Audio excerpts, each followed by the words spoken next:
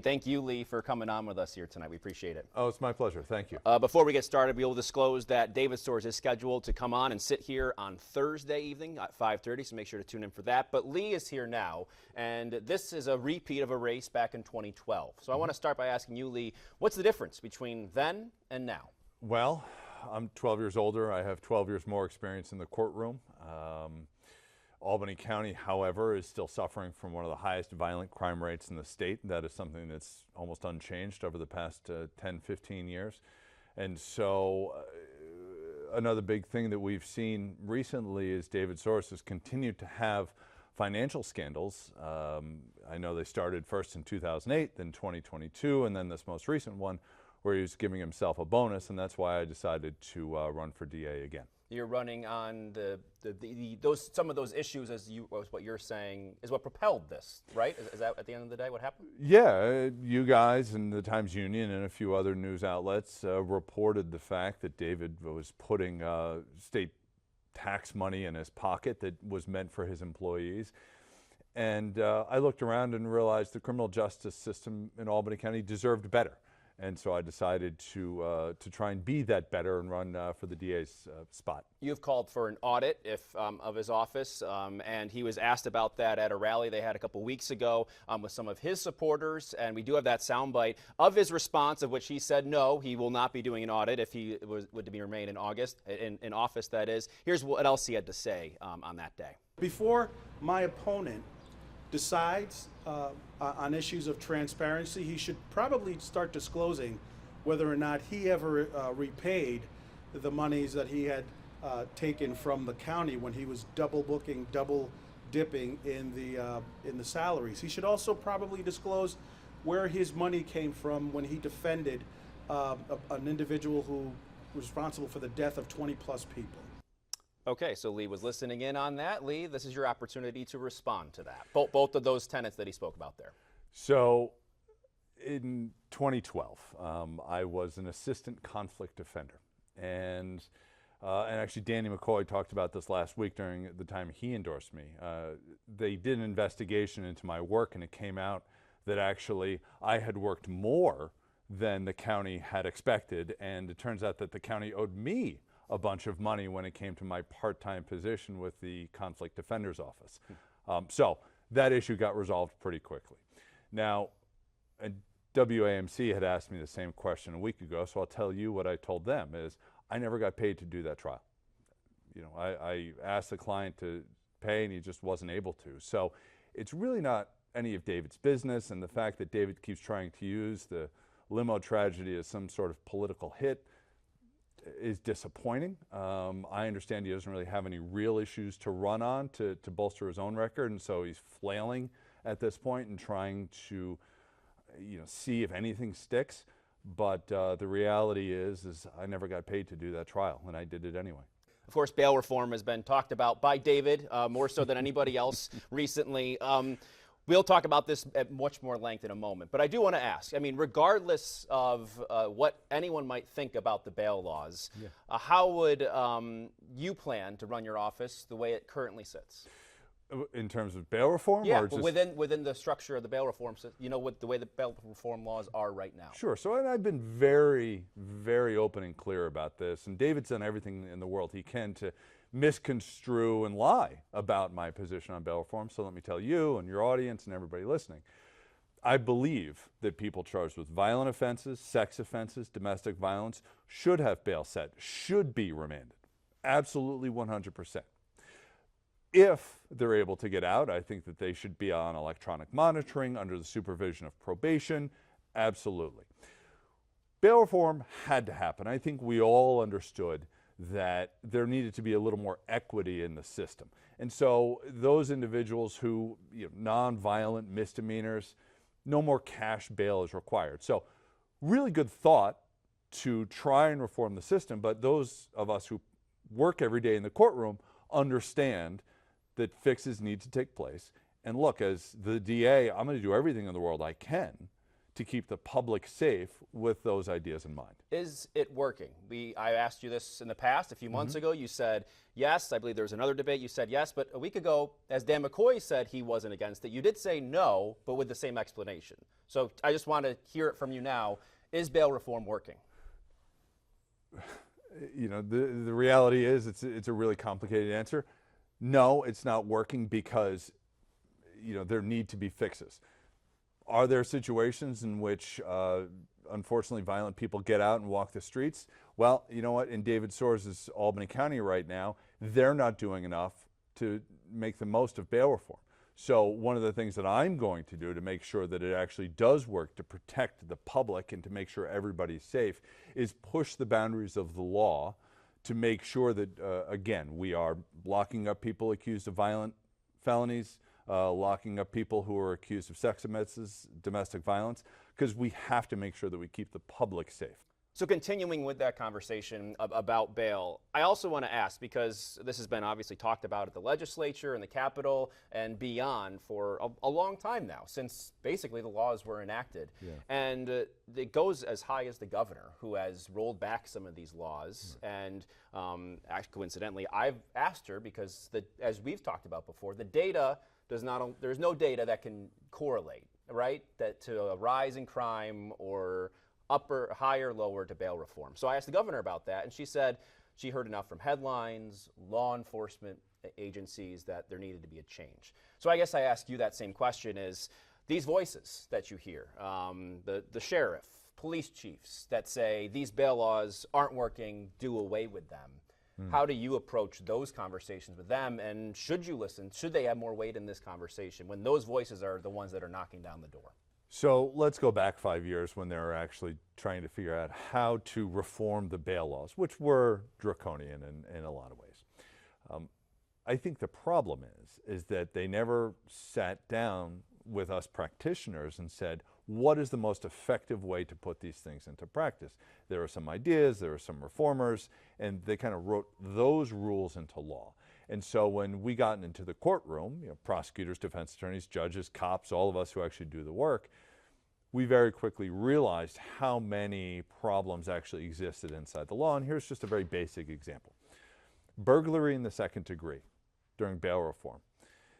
They decided that that was what's considered a non-bail eligible offense. You got charged with burglary and you'd be let go. But that's somebody breaking into your house. Right, you have to be in the house. That's what burglary, the definition, yeah. Right, it's a violent felony, and we were just letting people go.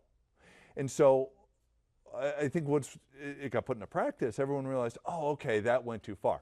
So we rolled back this issue, and so now burglary in the second degree is bail eligible. You can be remanded, you can be locked up, you can give an ankle monitor. There are a lot of solutions now. And that's what we're starting to do, is we're starting to, as practitioners, point out all the flaws. Now, this is not a quick solution, but what I keep saying is we have so many tools now that we didn't have 5 years ago. Electronic monitoring was not common before the reforms took place. Now, it's really common. We can track people real time and see where they're going. And that's why I always talk about how important it is for people accused of sex offenses and domestic violence. Like, it actually provides some more safety to domestic violence victims, because you always know where your abuser could be, right? You can mandate people to go to treatment now. You couldn't do that before. So there are a lot more tools in the toolbox. So when I talk about let's use this law to protect the public, I'm looking at what other counties outside of Albany County are doing. Other counties outside Albany County have seen a pretty significant drop in crime. And they have to deal with the same rules that we have to deal with here in Albany County. Whereas Albany County, the crime rate's pretty much static over the past 10 years, pre and post reforms. So, and post-pandemic, you have to throw that in there as well. Right, yeah. Right. And then, of course, the pandemic, so crime spike, and there's been a pretty precipitous drop over the past 4 or 5 years, or 4 years. So there's only one constant in Albany County, and that is the administration of David Soares, right? Like, we just keep bumping along. Now somehow we're getting used to the idea in the county of Albany that we have 20 murders a year right? And something that you alluded to, the statistics, like these guys weren't out on bail on something when they committed these murders. These are just, this proliferation of guns, this attitude that the Albany DA's office, as it currently is constituted, just doesn't have the time, resources, energy to prosecute these cases. And so there's a permissive atmosphere because the idea that bail is the end-all be-all of the criminal justice system, it's a deliberate misrepresentation by a guy who's got nothing else to talk about.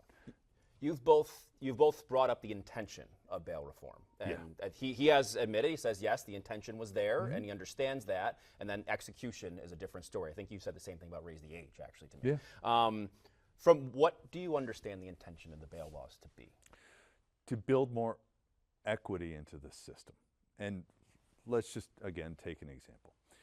You have two individuals, Mr. White and Mr. Jones.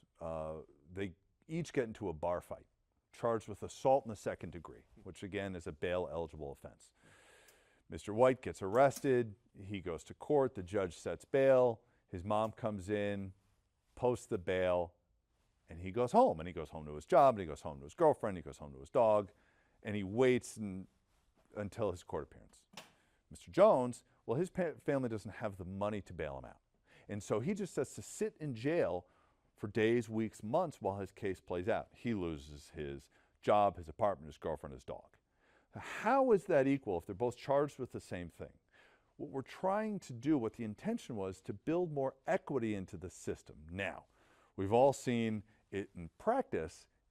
It might not be the best system available to us. So we have to keep trying to make changes. With that in mind, and even think about maybe a father, right, who has young kids who might now, because he doesn't have enough money, he is away from the family or he loses his job.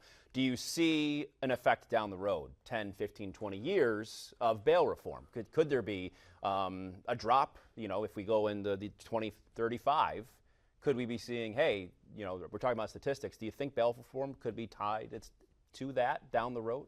Well, that's funny because let's go back 20 years and to the Rockefeller drug reform laws, and we were told by David that if we changed the laws, we would see the rebuilding of communities, the drop in crime, and all these other things. And yet here in Albany County, again, static levels of violent crime. So again, while reform's built in, it's tough to predict how it's going to happen in the future because the problem is always the execution of the reforms.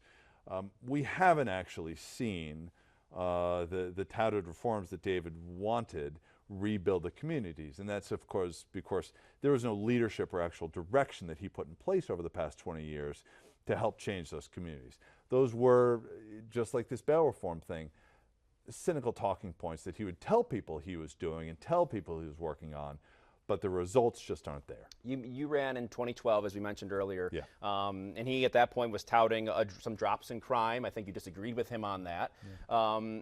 Why did you run then? I'm curious, and has that changed now? Because you mentioned some of the financial things are what propelled you, yeah. But back then, you might have, what did you see at that point? Well, it's funny, back in 2012, David jumped up and down and said that I was too conservative to be the district attorney. And now in 2024, he says, I'm too liberal, too progressive to be the district attorney. He did have you defend the Working Families Party endorsement around that, right? Yeah. Because they did once align with him. Yeah. Yeah. And so I don't exactly know how I've changed. I've stayed pretty consistent in my political philosophy, or at least how I've always wanted to run the district attorney's office. In 2012, I had some of the same frustrations. Look, I'm in court every day. I'm a practitioner. I'm doing a lot of trials. I'm helping a lot of people. But I just don't see the criminal justice system in Albany County. Again, this is a thing that I've dedicated my life to. It's my career. I grew up around it, so I know the ins and outs of the criminal justice system. It wasn't being done well.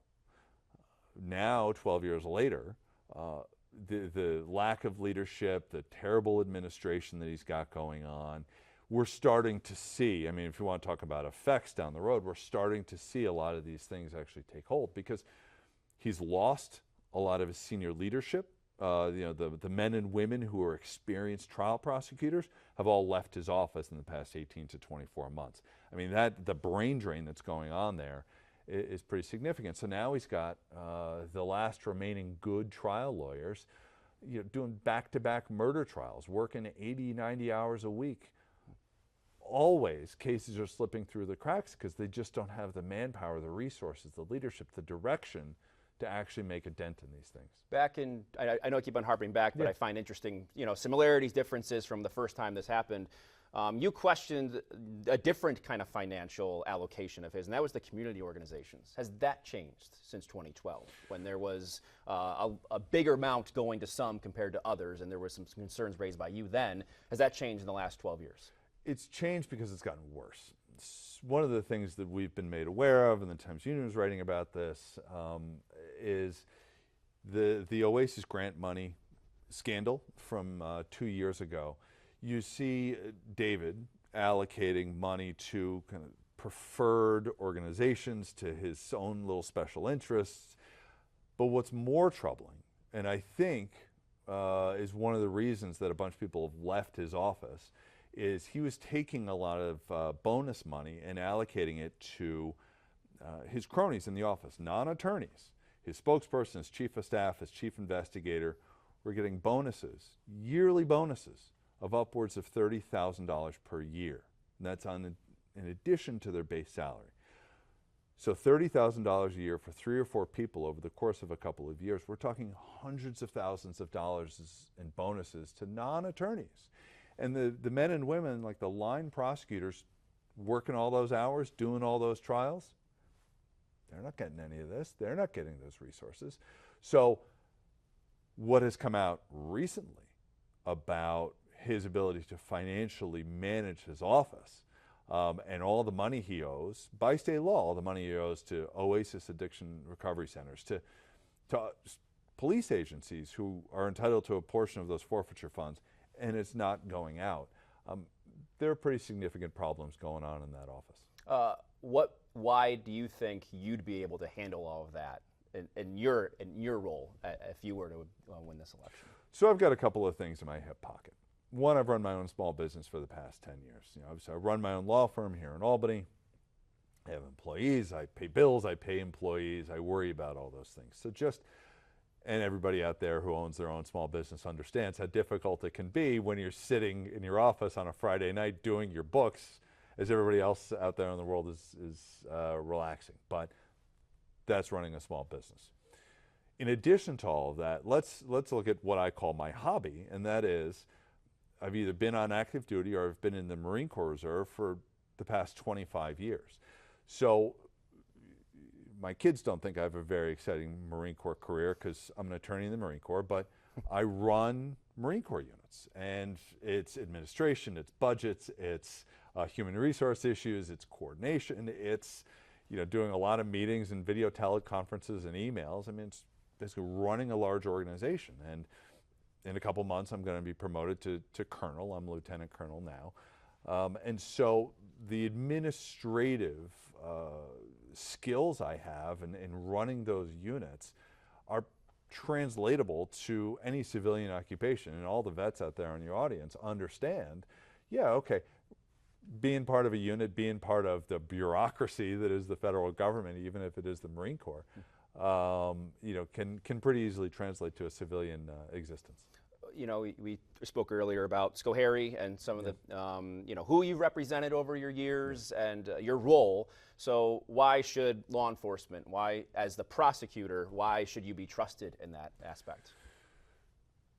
So those who know me well, those who have worked with me, law enforcement, judges, prosecutors, know the kind of lawyer I am. And that is, if you're my client, I will work as hard as I can to help you, whatever that issue is.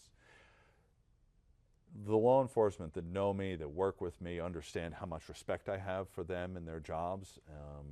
Every cop I see, whether it's the 2 state troopers I saw in Chipotle today at Stuyvesant Plaza, it's the first thing I say to them is, hey guys, how you doing? And the last thing I say to them is, hey, be safe, okay? They understand how much I value and respect their part of the criminal justice system. They're integral to it, and their safety is paramount to me now as a civilian because I know they keep me safe.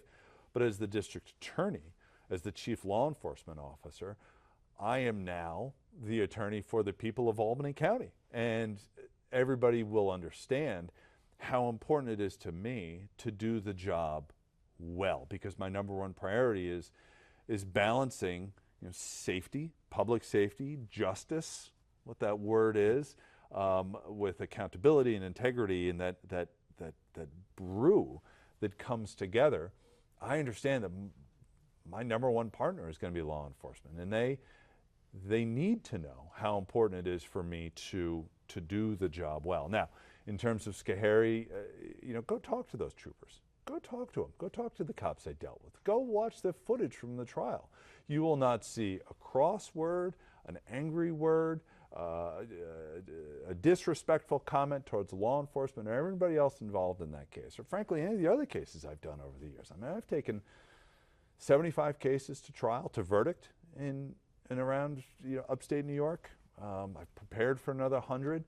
Go ask around about the professionalism, the honor, the decorum, the sense of presence I try and exert when I'm in a courtroom or when I'm dealing with the other side. And I'm gonna bet you're gonna find 100% concurrence that I am honorable, I am respectful, I am decent to everybody on the other side, and because I think that that's important. Those relationships are one thing, but for this election, those unions have backed your opponent. Yeah. So how do you go about, I guess, mending some of those fences or convincing them to say, I am the right person for this? Well, that's politics. So, I understand that they were going to back the incumbent.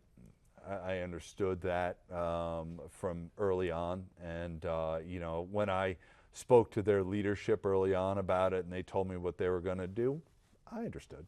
I get that. That's politics. But, let's look at my endorsements from County Exec Dan McCoy, State Senator Neil Breslin was yesterday, Assemblywoman Pat Fahey, Assemblyman Phil Steck, Kathy Sheehan, all the town committees.